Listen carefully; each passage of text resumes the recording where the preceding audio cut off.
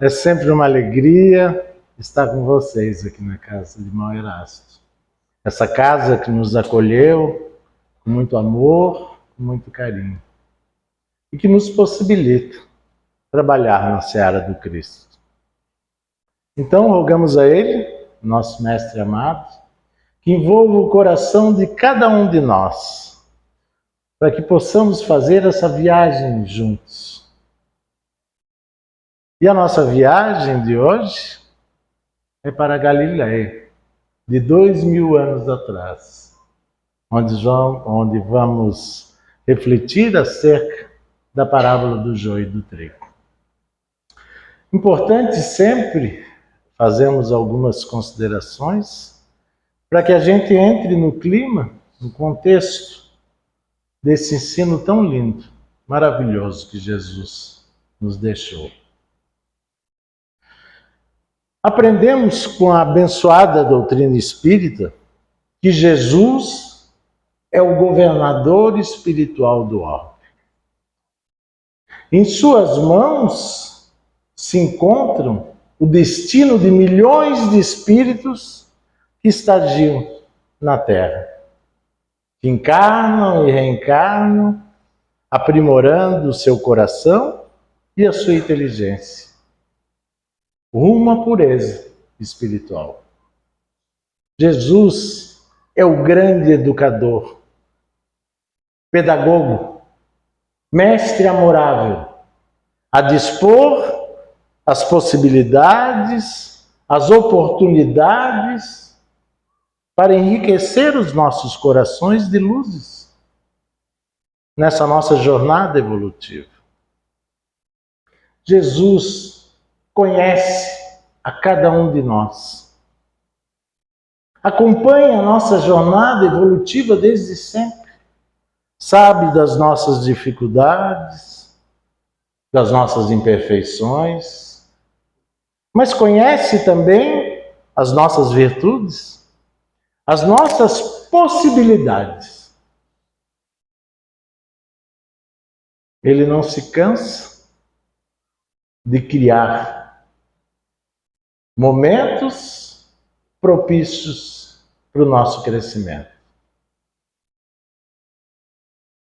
Aprendida essa lição com a doutrina espírita, é importante que possamos reconhecer que Jesus, ao descer dos planos mais altos da espiritualidade e encarnar na Galileia, precisou adaptar o seu pensamento, a sua visão grandiosa da vida e também de Deus, àquelas pessoas simples que ouviam. Então, o nosso olhar para a Galileia de então precisa de um enfoque especial. Porque a Galileia, do tempo de Jesus, não era essa região seca, árida, mais parecida com o deserto que é hoje. A Galileia era a maior produtora de agricultura para toda a Judéia, visto que toda a produção agrícola vinha da Galileia. Então, é possível nós imaginarmos Jesus olhando para aqueles campos verdes, aqueles agricultores lavrando a terra, trabalhando de sol a sol, fazendo um esforço para ganhar o pão de cada dia. E Jesus ali para nos ensinar leis imutáveis e eternas, as leis divinas e naturais. Então, Jesus, que falava como um espírito imortal, precisou adaptar o seu pensamento e adaptou em parábolas simples e singelas, porém profundas, que tratavam do dia a dia daquelas pessoas, do cotidiano, da cultura, dos costumes, para que eles pudessem, de alguma forma, compreender o ensino de Jesus.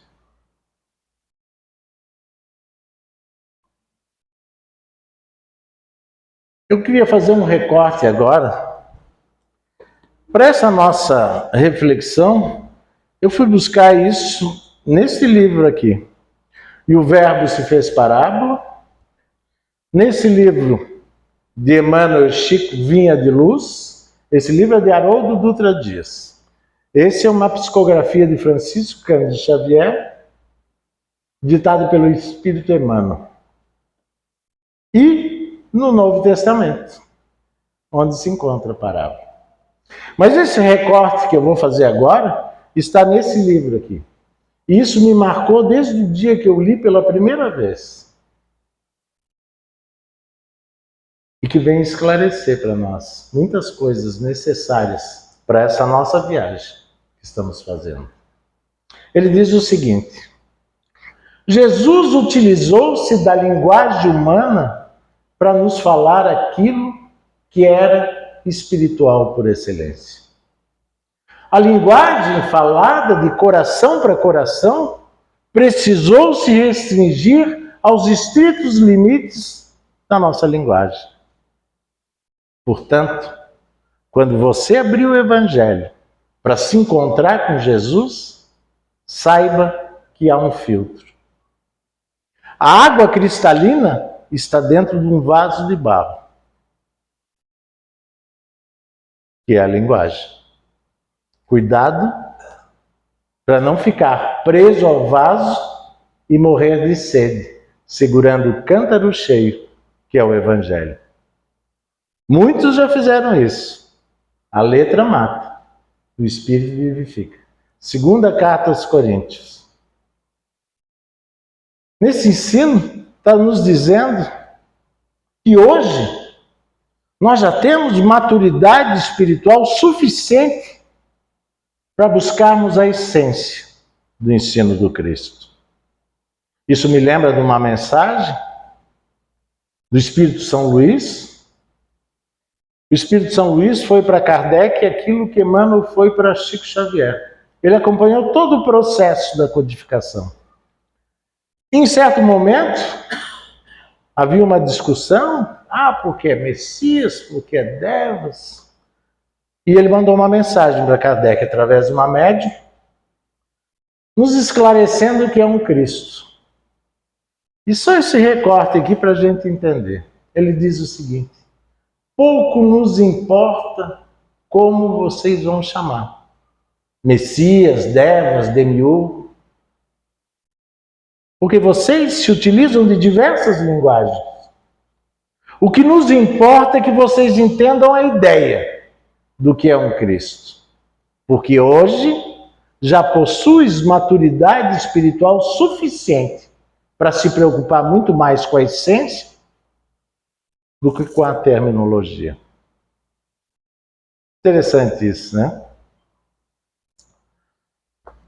A parábola do joio e do trigo está no capítulo 13 do Evangelho de Mateus. Capítulo esse que se inicia e que se intitula Discurso por Parábolas. Então ele começa da seguinte forma: introdução do capítulo 13. Saindo Jesus de casa, se assentou na beira do mar, e muitas turbas vieram e se aproximaram dele.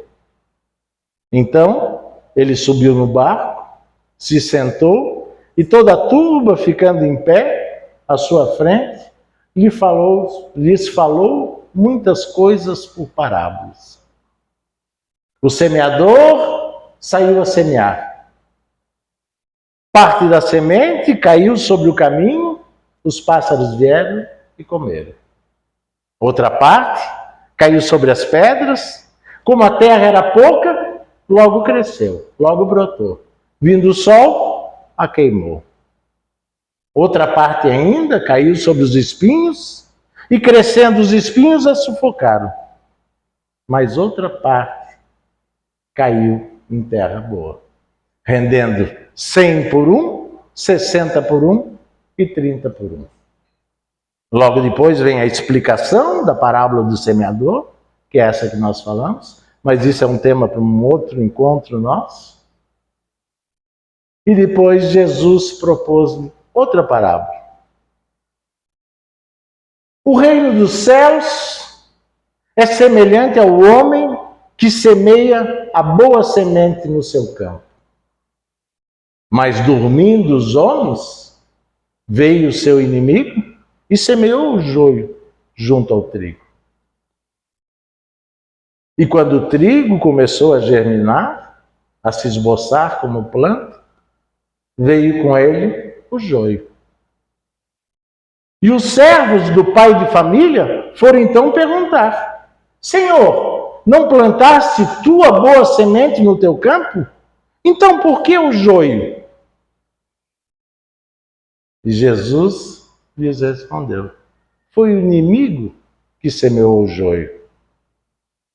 Aí eles perguntam: Senhor, queres que nós vamos arrancar o joio quando tu fores embora? Olha que interessante isso. E Jesus diz: não. Por que quando você for arrancar o joio, não venha também o trigo. Deixai crescer ambos juntos. E na época da ceifa, eu pedirei aos meus ceifeiros que arranquem primeiro o joio, atando-o em molhos para o queimar. E o trigo recolhei ao meu celeiro. Essa parábola é muito linda. Foi ditada 2000 anos atrás. Hoje nós estamos aqui refletindo sobre essa parábola. E daqui a 2000 anos nós vamos estar aqui novamente discutindo sobre essa parábola e aprendendo coisas novas. Por que será isso? Isso me lembra uma passagem do livro Renúncia.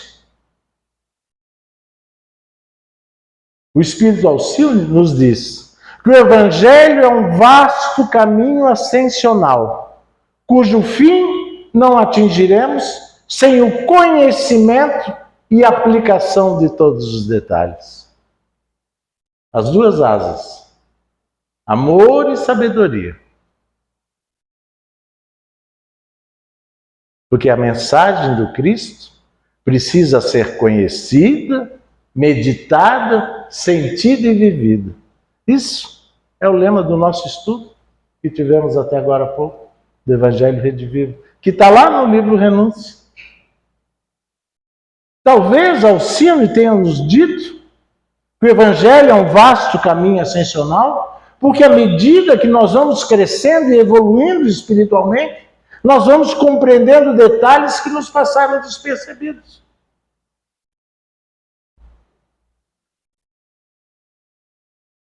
Por isso que Jesus é o grande educador, o grande pedagogo.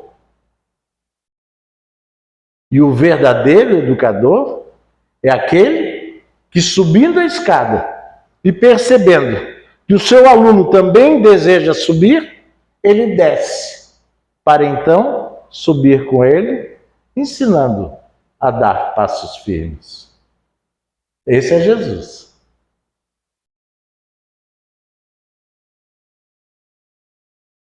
O verdadeiro educador é aquele que ama os seus educandos.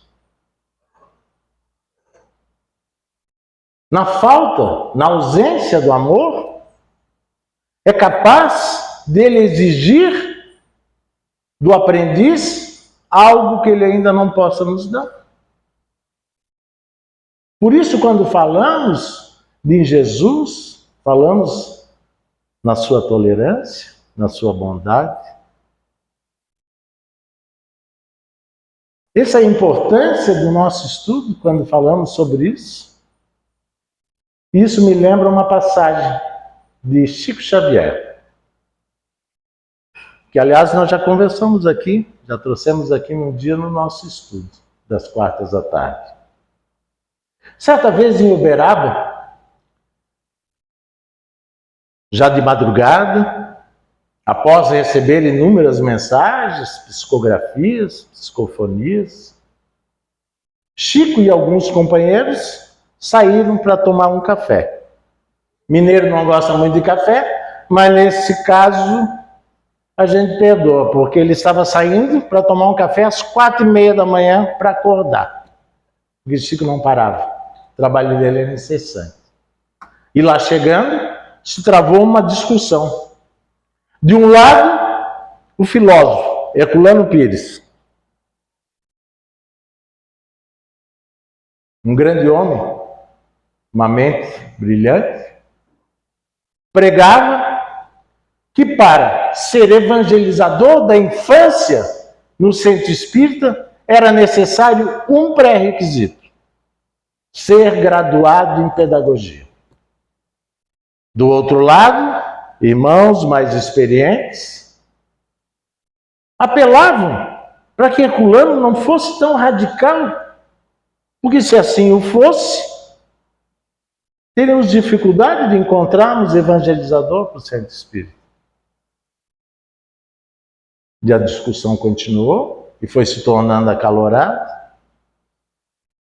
E Chico, como bom mineiro, só escutando. Em certo momento, eles resolveram interromper o silêncio de Chico, perguntando qual era a sua posição a respeito desse assunto. E a resposta de Chico foi a seguinte: o Espírito Emmanuel está aqui no meu lado, dizendo que para ser evangelizador da infância no centro espírita, só tem um requisito: amar as crianças. Porque o educador que não ama os educandos é capaz de transformar a verdade em um bastão. É capaz de humilhar o aprendiz com a sua inteligência. É capaz de constranger com a sua experiência. Interessante isso. Então, só pode educar quem ama. E isso nos remete à educação defendida por Allan Kardec. A educação dos caracteres morais com vista à formação dos bons hábitos. E isso só quem ama consegue fazer isso. Porque na ausência do amor, é capaz de exigirmos frutos de uma planta ainda tenra.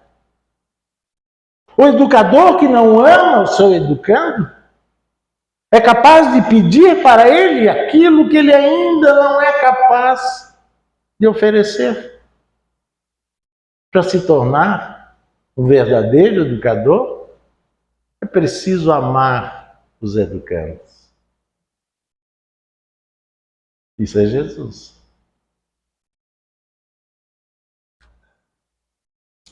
Ao se referir, e é nesse sentido que Jesus trabalha essa parábola, nós vamos compreendendo o caminho. E ao se referir ao gigantesco trabalho de Jesus, que para nós é o grande semeador das leis divinas em nosso coração, Emmanuel, no capítulo 107 desse livro, Vinha de Luz, intitulado Joio, nos diz que Jesus é o grande semeador das leis morais dentro de nós, na esperança de que germinem e se transformem em boa conduta, em pensamentos elevados, em sentimentos nobres. E Emmanuel ainda esclarece nesse capítulo que esse trabalho de semeador de Jesus é um campo de atividade incessante e intensa. Então, tarefas grandiosas mobilizam falanges heróicas. Contudo, apesar da dedicação, da vigilância dos trabalhadores, surge o joio, atrapalhando o serviço.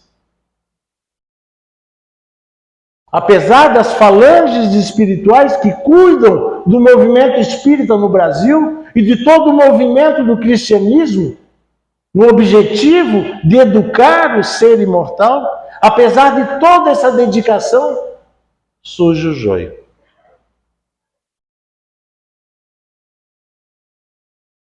E nessa parábola, quando os semeadores percebem que quando o trigo começa a se esboçar, a arrebentar na terra como planta, ao lado surge o joio, o primeiro impulso deles foi descobrir quem é o culpado, perguntando a Jesus quem é que havia semeado o joio.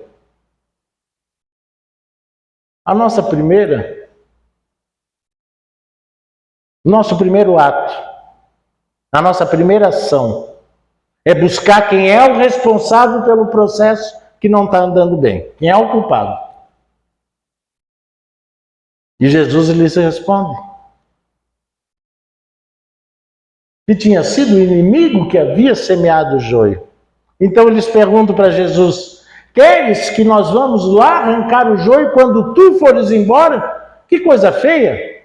Por quê? Quando Jesus for embora, por que arrancar o joio quando ele for embora? Por que nós temos que esperar Jesus sair para arrancar o joio? Porque de certa forma, nós queremos fazer um trabalho violento.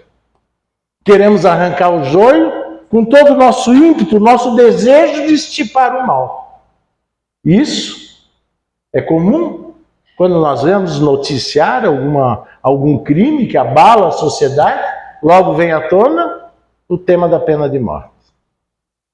Logicamente, quando não tem ninguém do nosso meio envolvido, senão tem que ter julgamento. Mas quando é outro, é pena de morte. Agora, se for meu filho, tem que ser julgado. Esse é o processo. Essa é a nossa caminhada. Jesus orienta que o joio não deveria ser arrancado, pois havia a possibilidade de o trigo vir com ele. O joio, meus irmãos, é uma planta da Palestina muito parecida com o trigo. E olha que interessante. O seu nome técnico é cisânia, que em grego significa, além de planta, briga, divisão, dissensões. É muito simbólico isso, né? As maiores dificuldades na tarefa de Jesus são as cisânias. As dissensões que dividem os obreiros do bem. As picuinhas. O fermento farisaico que por vezes circula. Até mesmo no movimento espírita. É importante nós atentarmos sobre isso. O mestre, quando ele ensina que nós não deveríamos arrancar o joio, porque a planta ainda estava tenra, e por ele também ser muito parecido com o trigo, era possível, corríamos o risco de desenraizar também o trigo. No afã de arrancar o joio, acabaremos arrancando o trigo também. Esse é o primeiro risco. Mas existem muitos outros. E aqui, nós vamos ver aqui no nosso livro, e eu recorro a ele, que quando Jesus recomendou o crescimento simultâneo do joio e do trigo, nada mais era do que a tolerância do semeador celeste. Para todas as oportunidades, para não tolher as oportunidades e possibilidades que ele nos proporciona a todo momento. É importante essa reflexão.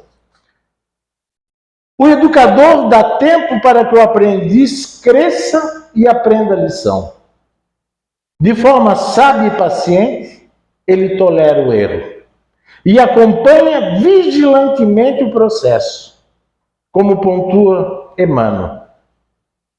O mestre nunca subtraiu as oportunidades de crescimento e de santificação do homem. Isso inclui aquele que está em erro. Interessante isso. O pedagogo divino não retirará as oportunidades de renovação e crescimento dessa pessoa. Porque se ele fizesse isso, ele estaria fechando a porta, estaria tirando as oportunidades da pessoa de crescer. Muito pelo contrário, ele cria novas oportunidades. Ele nos proporciona, e agora vem um que eu digo que é o grande segredo dessa parábola, quando ele diz assim, ó, o próprio mal é pacientemente examinado pelo seu infinito amor, sem ser destruído de pronto. E aqui está o segredo. Jesus recomenda que o joio, ou seja, o mal, não seja destruído imediatamente, mas acompanhado vigilantemente, enquanto cresce o joio com o trigo. E nós nos colocamos como os verdadeiros ceifadores. Conta uma lenda que há milênios existia uma aldeia de verdadeiros heróis. Eram homens muito fortes. Em certo momento, fizeram uma competição para saber quem era o mais forte. E o julgador seria um sábio, um ancião simples, cabelos brancos. E isso, na realidade, era uma verdadeira exibição de força bruta. Algo típico do sexo masculino. Feita a exibição, perguntaram ao ancião: então, quem é o mais forte? E a sua resposta deixou eles um pouco desconcertados. Porque ele disse: não há como sabê-lo. E eles, revoltados: como não? O Senhor nos viu arrancar árvores com as nossas próprias mãos. Como que não pode dizer quem é o mais forte? E ele se levantou e explicou: a competição começa agora. Se aproximou de uma das árvores que tinha ficado em pé, arrancou um pequeno galho, entregou a eles e disse: aquele que conseguir recolocar o galho na árvore e fazê-lo florir, esse é o mais forte. Interessante isso. Muito lindo, além de interessante. Não há nada mais fácil do que destruir alguma coisa. O que não podemos falar sobre construir. Não precisa nenhum talento para destruir. O que não se aplica a construir. Muitas vezes, movidos pelo desejo de realizar, agora é fantástico isso aqui. Muitas vezes, movidos pelo desejo de realizar algo de bom para que o melhor aconteça, nós nos investimos na posição de desbastadores de joio. É a tropa de elite de Jesus querendo purificar a seara. Isso é lindo, isso é notório para a gente, né? Isso foi um grande ensino. Quando nós estamos falando isso, eu a estudar aqui esse texto para vir fazer essa explanação hoje, eu aprendi muito. Porque muitas vezes eu me coloco como desbastador de joio. No afã de querer fazer as coisas certas, nós estamos tolhendo a oportunidade daquele irmão que está aprendendo e que não conseguiu chegar ainda naquele estágio que nós queremos que ele esteja. Porque quando nós olhamos para o nosso irmão, nós queremos que ele faça aquilo que está no nosso pensamento. Falamos isso hoje à tarde. Quando perguntamos para alguém alguma coisa, queremos que ele responda aquilo que nós temos na nossa cabeça. Muitas vezes nem escutamos aquilo que ele vai responder. Então é importante essa reflexão. E daí ele diz o seguinte: o problema é que depois dessa tarefa não fica nada, nem trigo nem joio. Por isso Jesus pede para deixar crescer ambos juntos. E olha, agora vem o mais interessante disso. Ele não estava falando de planta. A planta somos nós. Quando Jesus diz que se conhece a árvore pelos frutos, A árvore somos nós, os seres humanos. E se conhece o ser humano pelos seus frutos, pela sua fala, pelos seus pensamentos, pelo seu modo de ser, pelo seu modo de reagir. Tem uma mensagem da irmã Rosália que diz que agir como Jesus não é tão difícil assim. O difícil é reagir com Jesus. Está tudo certo enquanto todo mundo está corroborando com o meu pensamento. Pisou no meu calo, eu mordo. Esse é o processo. É o reagir como Jesus. Aí está a grande dificuldade para todos nós. Isso é bastante importante. Bom, nós somos as árvores na mão do agricultor celeste, diz Emmanuel, aqui no Vinha de Luz. Que é Jesus, o grande orientador espiritual, guia e modelo. Então, o que significa deixar crescer ambos juntos? Nós já aprendemos que não podemos assumir o papel de arrancadores de joio. Importa considerar, portanto, que o joio não cresce por relaxamento divino. Os problemas não surgem porque o nosso guia cochilou na governança espiritual do planeta. Ele é vigilante. Não se trata de relaxamento divino, mas sim porque o otimismo do celeste semeador nunca perde a esperança na vitória final do bem. Importante isso. Jesus recomendava a eles que deixassem crescer ambos juntos. É o otimismo do mestre que às vezes nos deixa sem paciência. Vamos lembrar o episódio de Judas. No episódio do Getsemane, quando Judas se aproxima de Jesus, Jesus pergunta: o que vieste fazer aqui, amigo? Aqui vens? Como que ali, dando a última oportunidade para que Judas mudasse a história, salvasse a sua encarnação. Mas Judas foi lá e lhe deu um beijo, que fazia parte daquela trama que ocasionou a prisão de Jesus. E narra Humberto de Campos, no livro Boa Nova, que na crucificação de Jesus, nos momentos finais, desceu uma pleiade de anjos, tocando harpas, envolvendo aquela energia, aquela luz, perto de Jesus. Mas um deles se destacou e se aproximou de Jesus, aproximou o ouvido dos lábios de Jesus, porque Jesus já estava praticamente sem força, e Jesus murmurou alguma coisa para ele. E aquele anjo de luz saiu rapidamente, como se houvesse recebido uma missão. E diz Humberto de Campos que era o anjo da caridade. Que Jesus havia pedido para que ele fosse acolher Judas, que tinha acabado de se suicidar. Esse é o otimismo celeste. Jesus, ao desencarnar, não foi ver a mãe dele. Ele desceu lá para as regiões trevosas para dar a mão para Judas, para levantar, para criar novas oportunidades de crescimento e de evolução. E só faz isso quem ama. Por isso, o verdadeiro educador é aquele que ama os seus educandos. Isso é lindo, fantástico. E mais ainda, Emmanuel nos diz aqui nesse capítulo 107, que ao perceber que o joio desabrochava em meio ao trigo, Jesus aplicou processos defensivos com base na iluminação e na misericórdia. Interessante. A iluminação não ocorre quando eu digo para o meu irmão que ele está errado. Que aquilo que ele está fazendo não condiz com aquilo que nós estamos estudando. Iluminar não é isso.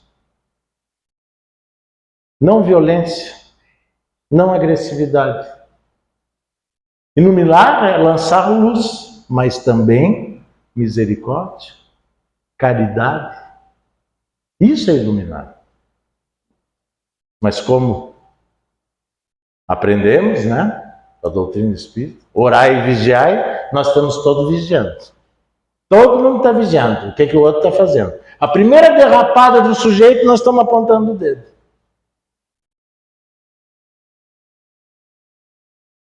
Mas nós estamos no caminho. Hoje discutimos aqui que nós estamos evoluindo.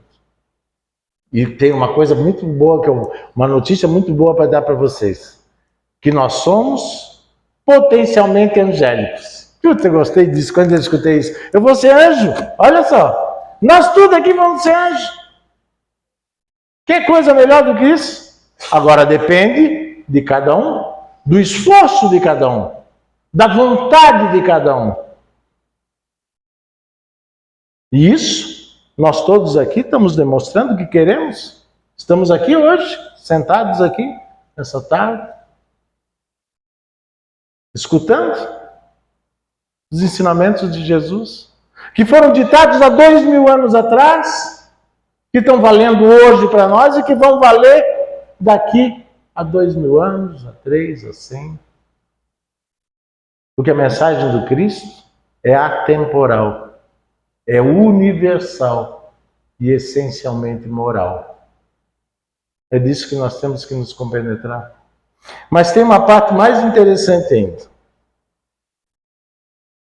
Ele diz o seguinte, que esses fatores agem devagarinho. A tolerância, a iluminação, a misericórdia, enquanto os propósitos inferiores se transubstanciam. É fácil transubstanciar? Não. Mas Emmanuel diz aqui, nesse livro, que Jesus às vezes se vale da iluminação e da misericórdia para transformar o joio em trigo. Ele transforma os propósitos inferiores em superiores. Afinal, não é isso que a educação faz? Em que consiste a educação, se não em transformar inabilidade em habilidade, inexperiência em experiência, ignorância em sabedoria, maldade em amor? Por isso, deixar crescer ambos juntos. E hoje falamos sobre isso, que muitas vezes nós não conseguimos enxergar no nosso irmão aquela transformação que está acontecendo nele. Aquele crescimento que está existindo. Porque olhamos somente para o exterior. E nem nós, que teríamos que exercitar aquilo que Sócrates colocou como lema da sua doutrina, e que estava lá no oráculo de Delfos, conheça-se a ti mesmo. Que só quando nós nos conhecermos, nós vamos identificar as nossas imperfeições, e aí sim, vamos tentar trabalhá-las, transubstanciá-las, de imperfeição em virtude. Esse é o trabalho. Esse é o trabalho do educador divino. O grande trabalho do Evangelho é educar os nossos sentimentos.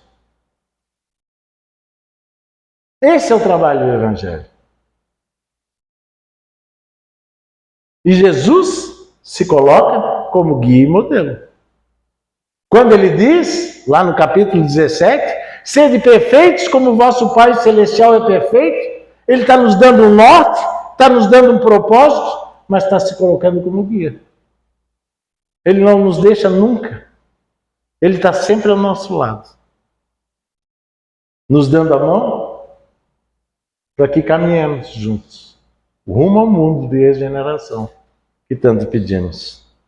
E para encerrar, muitas plantas espinhosas ou estéreis são modificadas em sua natureza essencial pelos filtros amorosos do administrador da seara. Jesus filtra as nossas imperfeições para que nos transformemos de joio em trigo.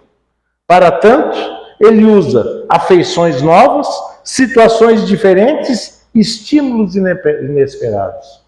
O que Emmanuel está querendo dizer com isso? Afeições novas. Tem uma história de um senhor que tinha problema com alcoolismo. E estava se tornando uma dificuldade muito grande com a família. E, em certo momento, a filha dele lhe deu um neto. E ele titubeou, e logo em seguida veio uma neta. E naquele dia do nascimento da sua netinha, ele jogou toda a bebida dele fora. E tomou uma resolução que a partir daquele momento não iria mais beber. Mas antes disso, a filha dele teve uma conversa com ele. Pai, eu não lhe dei 2 netos para eles enterrar o senhor. Eu dei 2 netos para que você possa viver os seus netos. Para que eles possam dizer que tem avós. Porque eu me lembro de ir na casa da minha avó, na casa do meu avô. Então, as afeições novas, as responsabilidades. Tem um amigo nosso aqui do Centro Espírita que ele também gostava muito da Candibrina. E em certo momento, a mãe dele chegou para ele e disse o seguinte: meu filho, seu pai já morreu há 40 anos, a sua irmã está lá no casamento com o marido, um pouco longe, o seu irmão mora longe, eu só tenho você. A minha esperança é você. Se tu não fizer isso por ti, faz por mim. Chantagem emocional? Que seja. O cara está hoje aí. Inclusive está aqui, fazendo a palestra com vocês. É importante isso. São esses processos que fazem essa transubstância. São que Jesus está nos falando. Essa mudança. Essa transformação que nada mais é do que a nossa transformação moral. Essa busca que cada um de nós está fazendo para nos melhorar. Para seguir rumo ao mundo de regeneração. Agora, o mais importante de todos, finalizando agora, que eu estou vendo que o horário está lá. Ele fala da colheita. Por que será que Jesus, lá na parábola, diz para nós o seguinte: deixai crescer ambos juntos, e eu pedirei aos meus ceifeiros que colham primeiro o joio, atando-o em molhos para o queimar. Por quê, meus irmãos? A dor nunca vem sozinha. Na época da ceifa, a dor vem em molhos. E todo o joio vai ser queimado. Por isso, muitas vezes reclamamos. Quando vem uma coisa, vem tudo junto. É a época da ceifa. E muitas vezes, nós estamos sendo preparados, como falamos hoje à tarde, por séculos, para enfrentar aquela dificuldade que nós estamos enfrentando hoje. Então, concluindo, essa parábola que acabamos de falar, trata da transição planetária que nós estamos vivendo. Estamos vivendo momentos difíceis, é a época da ceifa. Haverá prantos e ranger de dentes. Mas o mais importante de tudo, outra notícia boa, Deus é amor. Boa essa, né? Outra, nós não temos nada, mas somos filhos do dono. Outra, melhor ainda. E somos irmãos de Jesus. Que Deus, nosso Pai, abençoe a cada um de nós. Muito obrigado.